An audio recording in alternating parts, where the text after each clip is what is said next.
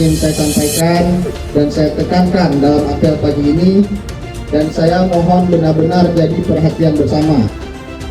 Bangun kekompakan dan aktif promosikan kinerja OPD. Kita ini satu keluarga besar. Pemerintah Kabupaten Aceh Barat harus kompak, bukan jalan sendiri-sendiri, termasuk soal publikasi.